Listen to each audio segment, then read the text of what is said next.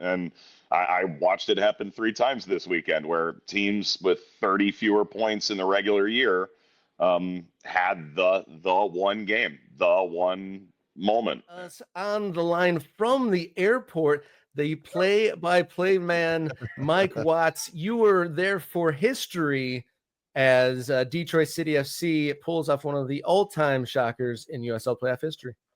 Yeah, it's been a real busy weekend, and I was there for a 7-2 upset yesterday, and there was another 7-2 upset earlier in the day. And man, USL, there weren't a lot of goals in the first round, but it made up for it with all the upsets. Pretty wild stuff, man. So how do you account for this, Mike? I mean, I want to get more into sort of the psychology of Louisville City and who they are and what they can't seem to do despite all their regular season success. I want to get to that, but how do you account for upsets? I guess, one-off knockout style soccer lends itself to this. Yeah, it does, and more so than any other sport. I mean, if you're sitting there watching the Blue Jays and the Dodgers, right? You're sitting there going, okay, well. Oh no, we got some airport internet messing with us. Sorry, go ahead, sir. I think it's back, Mike. Go ahead. I've got hopes and dreams here, guys. Yeah. I mean, look, it's just the sport lends itself to it more than anything, and I think anyone who loves the singular game, you defend well and go about the right things and get a set piece and you sit in a little bit and you can create sort of that one night. Can you do it 30 times? Probably not. Can you do it once? Of course you can. And I watched it happen 3 times this weekend where teams with 30 fewer points in the regular year had the one game, the one moment. And it just I've never seen a weekend like that in the championship and the playoffs. Never. Is it too reactive and too prisoner of the moment to say that the top seed should be protected more in the playoff format? I think the toughest part about that is Detroit only got in because Indy failed to win against Orange County on the last day of the season. I don't know how much more protection you can get than a home game against a team with like 38 fewer points than you. I don't know. I mean, it's super unfortunate that you face a team that maybe it hasn't shown in the championship, but like their whole ethos is we're going to outwork you. We're going to out effort everything that you do. We've got the heart of a champion. It's us against the world. Like that is Detroit City in a nutshell. But barring having Detroit not face giant underdog status when they play, I don't know what more you could have done. Yeah. I mean, that's again, if you're going to do knockout playoff soccer, this stuff can happen. It obviously can. Now, I guess when it happens multiple times, as it has in this annual expression of that format, Mike, is it a problem for USL? Does it look like the regular season doesn't matter as much? Does it look bad that the top seeds are going down? Louisville has a trophy, so I can't say that they exactly came away with nothing from that regular season as it is. I mean, you walk away with a shield, but yeah, I mean, you get through the end of 30 games in the Jägermeister Cup, everyone played, so at least 34 for a team like Sacramento, 37, and it's like, Sacramento is battling to try and get their best 11 on the field at the end. You could say the same about Charleston, no doubt. I mean, they were extraordinarily beat up, and Louisville really only the last, 2-3 weeks were able to remotely, I want to say, take their foot off the gas because they kept getting results. They hadn't lost in 4 months. But, just sort of like get the run in right. Because this happened to them last year where they fell to a team 25 points beneath them in Rhode Island in the second round. I wouldn't say it doesn't matter. It's you got the advantage that you deserved, and historically that is 80% or 70% proposition in the playoffs. It just wasn't this weekend. For context, those of you in the audience not following the season in the USL Championship, Louisville only lost one game for an entire season. They were 38 points superior in the table, having scored, I think, over 20 goals more over the course of the season. Louisville hadn't lost in over 4 months. So, I mean, when some more casual friends in the area, I'm in Metro Detroit, they asked about the season. I said, it's about to end tomorrow. They're playing an unprecedentedly good team, and they just snuck in. And then I got it. I guess you don't know what you're talking about text the next day when they saw the result. Well, I also want to throw in here, guys, that obviously the thing that strikes me as a American sports fan who is a soccer fan is that we don't tend to do this in other sports. We don't get in our feelings about a higher seed going down in the postseason. We just say that's an incredible upset. Great performance by the lower seeded team. What a Cinderella story this is turning out to be. Why do we do this, Mike? Why do we do this in soccer? Because we're gluttons for punishment. I mean, Jason, you know that, man. You've been around this long enough. I mean, look, the dichotomy in this, to me, that's so interesting is any other country in the world would say the champion is Louisville. Yeah. And only here would we sit here and say, well, no, they're not, because they didn't win this. I mean, that's the supreme irony to it, that, like, this is yet another instance where we zig while everyone else zags around the world. And I think that adds to it, where having that sort of Americanized playoff system being sort of our beat your chest difference between us and everybody else sort of rears its head, that you maybe overvalue that relative to being the best team over the course of the year. And look, I mean, talking with Danny Cruz, even in March, I mean, I went back and looked at notes from a conversation we had when these teams met the first time, Detroit and Louisville City in March. And, we're talking about the offseason, the frustration of the loss to Rhode Island, and that 25-point thing came up quite a bit. Obviously, this offseason, they'll be talking about 38. But it's one goal. He goes, one goal after everything we accomplished. It's one set piece or one defensive lapse. And their whole thing this year was, we're not going to get bullied again, which is how they felt against Rhode Island. And I felt Detroit, especially in the first 20 minutes, bullied them. And we're not going to end up losing our season because we can't respond to a set piece goal or a cheap goal or a defensive lapse or whatever. And it was a set piece. And here we are. And we're, to your point, in our feelings, but it shouldn't take away from the fact that, like, they were as dominant as any team in the history of this league. That is the best team that has ever played by points per game. The goal difference per game is right there. Goals conceded is right there. Like, let's just be honest, man. That was the best team we've ever seen, whether they ended up winning the trophy or not. From your vantage point, and to those who didn't maybe see the game play out, definitely not in the detail that you did, but did it seem like, was it an onslaught of Louisville chances and they just got unlucky, or was there the weight of the regular season sitting on top of their heads as the time ticked down and they were a goal down? Yeah, they definitely didn't feel that way going in. I mean, the conversation I had with the staff was that nothing changed in terms of intensity. If anything, it was a little bit looser. Like, there's an excitement that they spent the whole year waiting for this. They wanted to win the Shield again, but it was the whole ethos of the season was unfinished business. And here they were. And this was the first step to get where they wanted to go. That in mind, like, the funny thing is Carlos Herrera picked up a knock in the final game of the regular year against Tampa Bay, finished out the game and was unavailable, goalkeeper for Detroit. He basically split time over the course of the year, replacing Nathan Steinwasser, who was a part-time accountant on the side and eventually went to the more lucrative career and retired over the offseason. All of this to say, Carlos Saldana steps in, and my first thought was, oh, crap, it's the guy who took Houston out of the Open Cup by himself. And he's got that little bit of cup magic and a little something to prove, and he hasn't played in a month. The save he made on Brian Ownby, which is probably one of, let's call it, 3 genuine chances for Louisville over the course of the game. They weren't nearly incisive enough. They didn't connect crosses in the final third. I mean, you can sit here and sort of point to a number of things. Philip Goodrum didn't have a great game in terms of impacting the game on the attacking end.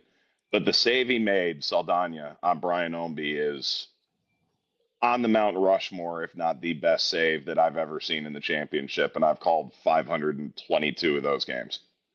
Nuts. Best save in 522 games?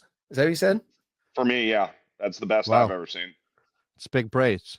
All right, so let's come back to this. I mean, again, people in the chat right now are going back and forth on the format and is this the right way to crown a champion? We've already talked about this. This is how Americans do it.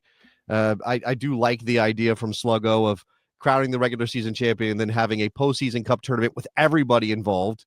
I mean, obviously schedule congestion and things like that are a factor there. But Mike, the story for Louisville is incredible regular season, best regular season ever, best team we've ever seen across the 30 games of the USL Championship campaign, and yet they can't get the job done. And not only did they fail in the quest to win the trophy that they give you for winning the league tournament, the postseason tournament, they didn't get out of the first round. And I feel like that's obviously going to be unfortunate in the conversation about this Louisville team and Danny Cruz in particular. But what is the thing there? What's the story with Louisville? Why does this seem to keep happening? Yeah, and the funny thing is, we say it keeps happening. It's twice this is their 11th year that they haven't made the conference final or better.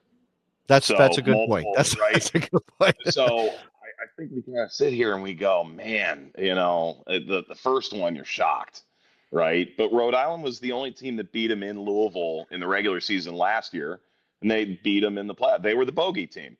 And you kind of went, okay, Rhode Island comes to your place and they've got that confidence, and you go, they can be more physically overwhelming. I mean, this one is more puzzling in the sense, especially they had gone to Detroit and stood up to it. Like, their whole thing was, we went to Detroit, smaller field, we were pragmatic, we wanted to go toe-to-toe with them, and we did. And then you sort of come back to Louisville. It's a wider field. It's a grass surface. You're playing in a cold, sort of dreary rain. And all of a sudden, credit Michael Bryant, among others, for just coming in and setting a tone. And when Greg Dopka sort of goes, I'm going to let this play. And he did. He let them play. I don't know that Louisville really had a response. I mean, there were a couple moments where you saw Philip Goodrum step into it, but Detroit wasn't getting forward enough that defenders could really lay into guys. I mean, it just sort of became, just this sort of physical battering in moments. And I'm not trying to take an inch off Detroit. They went to Louisville and did what Rhode Island did last year. They bullied them, right? So I just sit here and go, from a mentality standpoint, all year, that was, every coach would say it going in. It's the Louisville winning mentality. You have to be ready for them to play good football, but you have to be ready for them to be vertical, and you have to be ready for them to be physical. And they changed shapes and they changed personnel because they wanted to be ready for this exact moment. And it's just if you're Danny, if you're a player, you woke up in a daze on Sunday because it just didn't make sense. It didn't make sense. There was one shot on target for Detroit in this game. One, it's it's just, how does that happen again? And there's all this traffic around Devin Amumensa. If someone gets a piece of it, Detroit very easily could still be playing right now and not have a goal. It's I don't know if there's an answer. Yeah, former Michigan Stars, NISA All-Star Devin Amumensa getting in there on a historic USL Championship team. It's quite a moment. But Detroit scoring 1 of 1. Feel for Louisville, but they have Pittsburgh up next in the conference semifinals. Does the magic continue? Are Pittsburgh able to be bullied? Can I just say that I'm fascinated by the subplots here?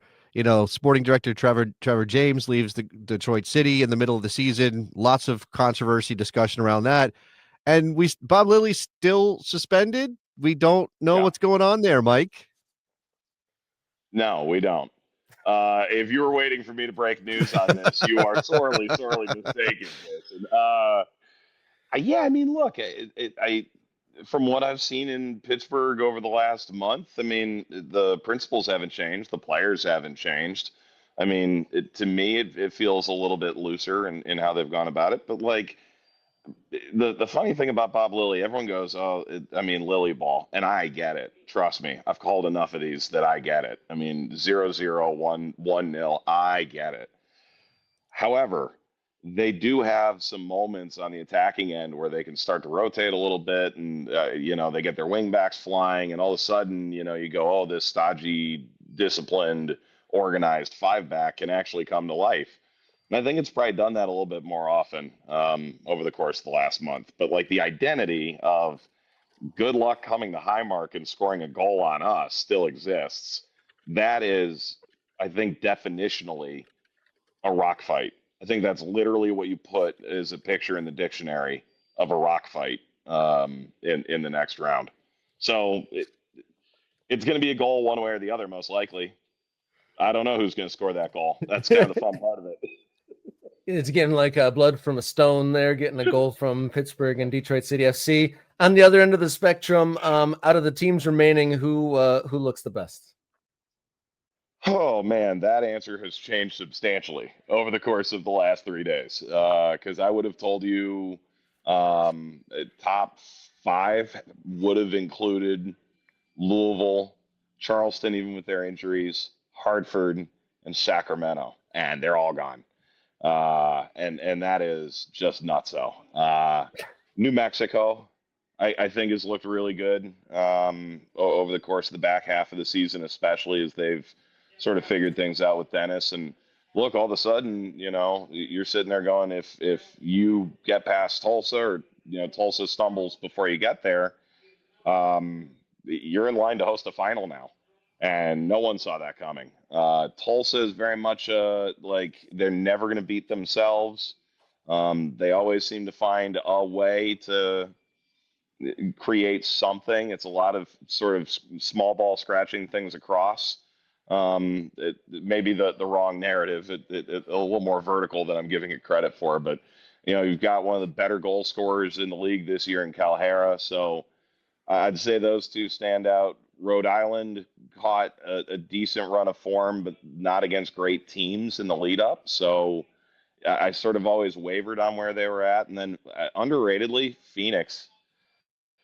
They were run and gun, allowing way too many goals. Their back line was in shambles in April, May. And you look at them right now and you go, okay, they've shored that up a little bit. They still have some attacking pieces. Like Pamadou Ka has done a very good job with Phoenix Rising this year. And I think, ironically, given their stature within the league, that's kind of gone unnoticed. And I'm interested to see what they bring to the table this coming weekend. That's got a little upset written on it. All right, Mike, I think it sounds like you need to go stand by your gate to catch your flight out of here. We appreciate your time so much, and what a wild weekend it was. As we let you go, where can you direct our audience to check out your next work? Yeah, I mean, to all 5,000 plus subscribers, I think I'm adding a few, but I'm okay with that. I think this interview could nudge your number up or down. Yes. Yeah. Nothing like an airport interview to push those numbers. I know. Sorry, folks. Yeah, Mike Watts on Air, Blue Sky, and Twitter, and I've got like 8 games this week, so you flip on your TV, and it's a non-zero chance that you're just going to run into me again, and I'm sorry about that. Well, the Mike Watts show continues. Thank you so much for sparing the time with us here on Morning Kickaround. Thank you, guys. Congrats on all the success, and hopefully I'll see you guys again.